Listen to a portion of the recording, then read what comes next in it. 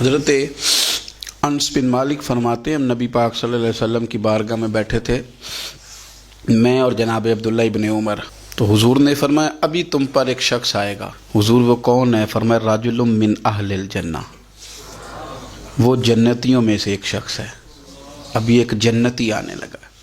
جناب انس بن مالک کہتے ہیں سادہ سا بندہ وضو تازہ کیا ہے تو کپڑا بھی نہیں استعمال کیا، تولیہ بھی نہیں استعمال کیا، پانی داڑھی سے گر رہا ہے اور جوتے اس نے الٹے ہاتھ میں پکڑے ہوئے ہیں کہ میرے جوتے نہ لے جائے۔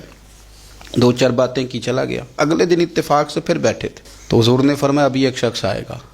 امام بہقی نے اس کو لکھا ہے۔ یا رسول اللہ کون ہے؟ فرمایا رجل من اہل الجنہ، وہ ایک جنتی مرد ہے۔ حضرت انس بن مالک کہتے ہیں نظر اٹھائی تو وہی کل والا آدمی، مؤدب بڑا ہے، حضور کی بارگاہ میں آیا تو وضو کر کے آیا ہے، اسی طرح پانی کے قطرے ٹپک رہے، ہاتھ میں جوتے تھامے آ کے بیٹھ گیا، چند باتیں کی چلا گیا۔ اللہ کی قدرت، حسین اتفاق، تیسرے دن پھر حضور نے فرمایا ایک شخص آنے لگا ہے۔ حضور کون ہے؟ فرمایا رجل من اہل الجنہ، وہ جنتیوں میں سے ایک شخص ہے۔ حضرت انس بن مالک کہتے ہیں وہ آیا، بیٹھا، بات چیت ہوئی، ہمیں اس پر بڑا رشک آنے لگا، کمال نہیں ہو گئی؟ حضور تو کسی کو اشارتاً جنتی کہہ دیں تو اس کی موج لگ گئی، تو اسے تو حضور نے 3 دفعہ جنتی کہا۔ اتنا بڑا اعزاز اس کو ملا ہے۔ حضرت عبداللہ ابن عمر کہتے ہیں وہ جب باہر نکلا تو میں اس صحابی کے پیچھے ہو گیا، میں نے ان سے گزارش کی کہ اگر آپ مناسب سمجھے تو 3 دن مجھے اپنے گھر میں مہمان نہیں بنا لیتے؟ تو کہنے لگے بسم اللہ، میں کوئی امیر آدمی نہیں ہوں، روکی سوکی کھاؤں گا، آپ بھی کھائیے گا، جس ٹوٹے پھوٹے بستر میں سوؤں گا آپ بھی سوئیے گا۔ میں اس کے گھر 3 دن اور 3 راتیں مہمان رہا۔ کیوں؟ میں دیکھنا چاہتا تھا وہ کون سا عمل کرتا ہے جس کی وجہ سے رسول پاک نے 3 دفعہ اسے جنت کی بشارت عطا فرمائی۔ لیکن حضرت عبداللہ ابن عمر کہتے ہیں ایک تو وہ ضرورت کے وقت بولتا، باقی ٹائم چپ رہتا، اور کوئی خاص عمل نہیں، روٹین کی نماز پڑھتا، وہ اور روٹین کے وظائف پڑھتا، میں اس سے زیادہ نفل پڑھتا۔ میں رات کو تہجد کے لیے اٹھ جاتا، وہ سویا ہوتا۔ ہاں جب وہ کروٹیں بدلتا نا دائیں بائیں تو پھر اس کی زبان پر میں کوئی اللہ کا ذکر سنتا، وہ سویا رہتا۔ 3 دن 3 راتیں میں رہا۔ میں نے اسے کہا میں جاؤں؟ اس نے کہا ٹھیک ہے آپ جائیں، پر میں پوچھ سکتا ہوں کہ آپ نے یہ مہربانی کس تعلق سے کی؟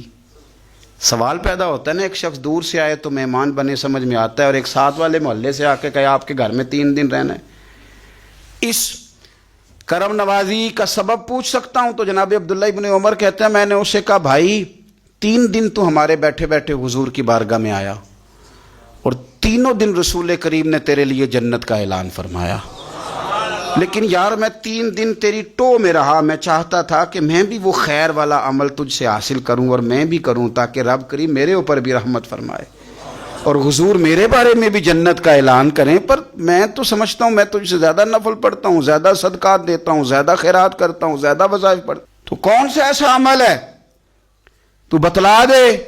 کہتے ہیں وہ خاموش ہو گیا، تھوڑی دیر کے بعد بولا، کہنے لگا آپ بالکل درست کہتے ہیں، میں کوئی لمبے چوڑے عبادتیں ریاضتیں نوافل نہیں پڑھتا، بس اتنی بات ہے کہ صبح و شام اٹھ کے اپنے دل سے پوچھتا ہوں، اللہ کے فضل سے میرے دل میں کسی کے لیے حسد کوئی نہیں، کسی کے لیے بغض کوئی نہیں، یعنی کسی کے لیے عداوت، کسی مسلمان کا بیر میں نے اپنے دل میں پال کے رکھا ہی نہیں، میرا دل بڑا صاف ہے۔